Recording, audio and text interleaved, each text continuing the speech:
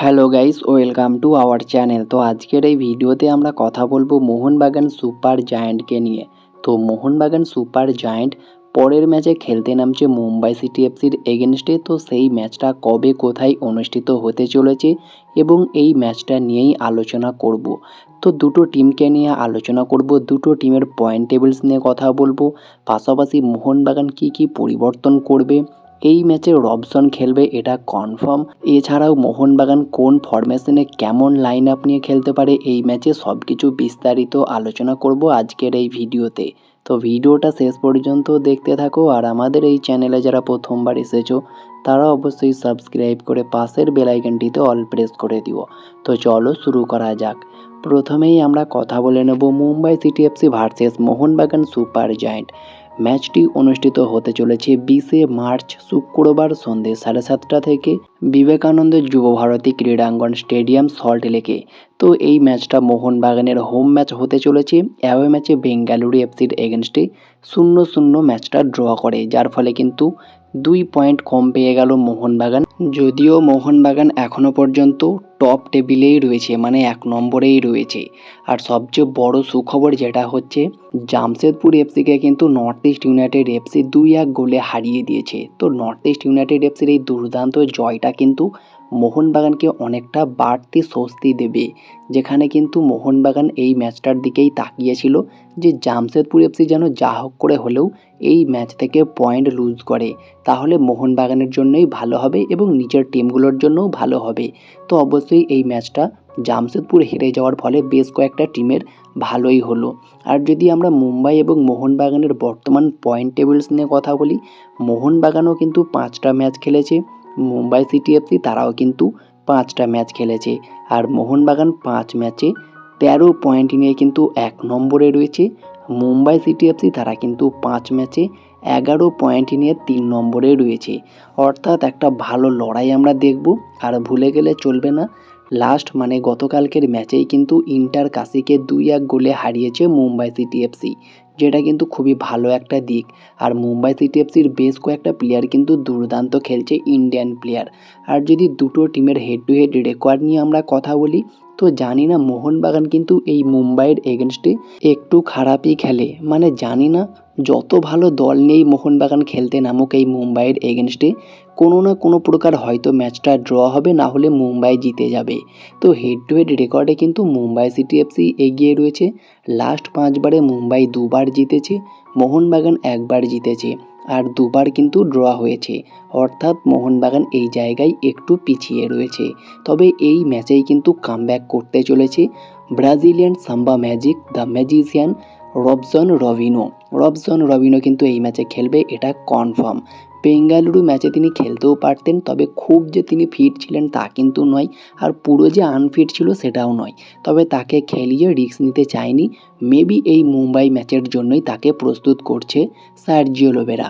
তো সেই কারণেই বেঙ্গালুরুতে তিনি যায়নি, সেই ম্যাচটাও খেলেনি, আর সেই ম্যাচটা ড্র হয়েছে।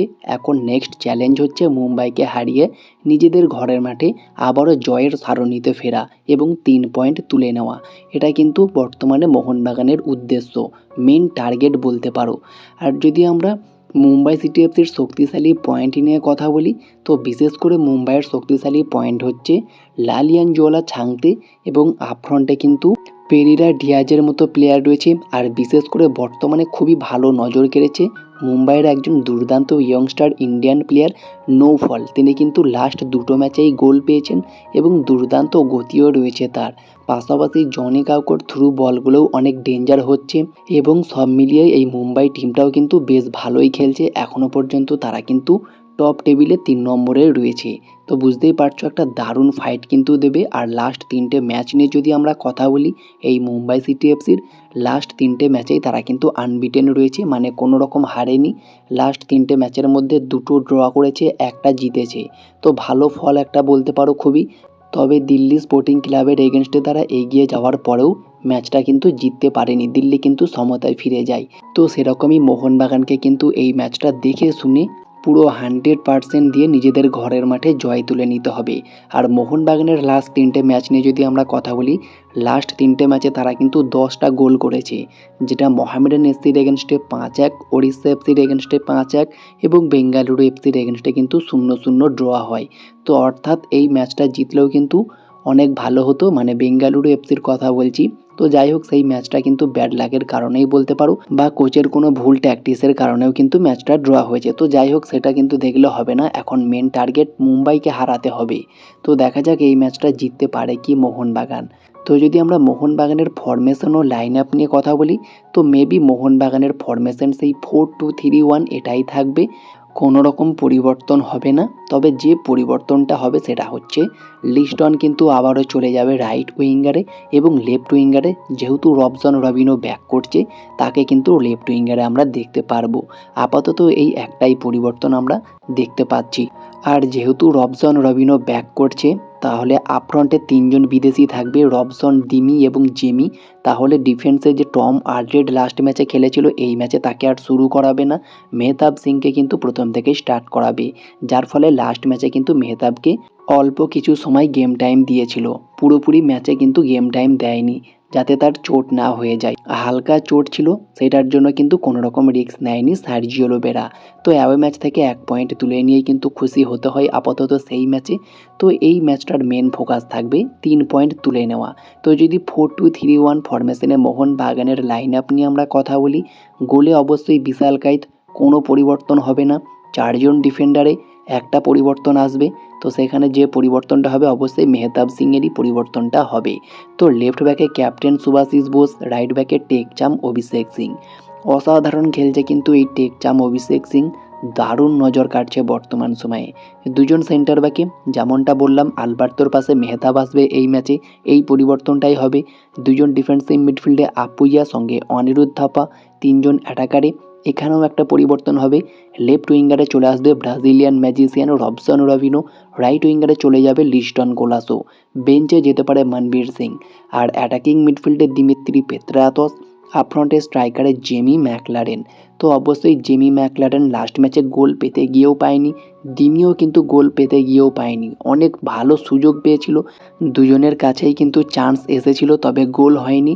আশা করব এই ম্যাচে গোলে ফিরবে ম্যাকলারেন, এবং দিমিও চেষ্টা করবে যাতে তিনি গোল পায়। তো অবশ্যই এরকমই একটা লাইন আপ আমরা মুম্বাইয়ের এগেনস্টে দেখতে পারবো। তবে মুম্বাই টিমটাও কিন্তু দারুণ খেলছে, বিশেষ করে ছাংতে তো দারুণ খেলছে। তো এই ছাংতে, জনি কাউকো এবং নৌফল, এই 3টে প্লেয়ারকে কিন্তু আটকাতেই হবে মোহনবাগান ডিফেন্ডারদেরকে। তো লাইন আপটা যেরকম হলো তোমাদেরকে আরও একবার বলে দিই। গোলকিপারে বিশাল কাইত, 4জন ডিফেন্ডারে সুভাশিস, আলবার্তো, মেহতাব, টেকচাম অভিষেক সিং। 2জন ডিফেন্সিভ মিডফিল্ডে আপুইয়ার সঙ্গে অনিরুদ্ধ থাপা, 3জন অ্যাটাকারে Robson, Dimitri Petratos, Liston Colaco, আপফ্রন্টে স্ট্রাইকারে জেমি ম্যাকলারেন। তো আমার মতে এটাই মোহনবাগানের বেস্ট লাইন আপ এই ম্যাচের জন্য। তোমাদের মতে কেমন লাইন আপ নিয়ে নামলে বেটার হবে সেটা কমেন্টে জানিও। আর এই ম্যাচের স্কোর লাইনটা কমেন্টে প্রেডিক্ট করতে একদমই ভুলো না। তো দেখা হচ্ছে নেক্সট কোনো ভিডিওতে। Bye bye, have a good day.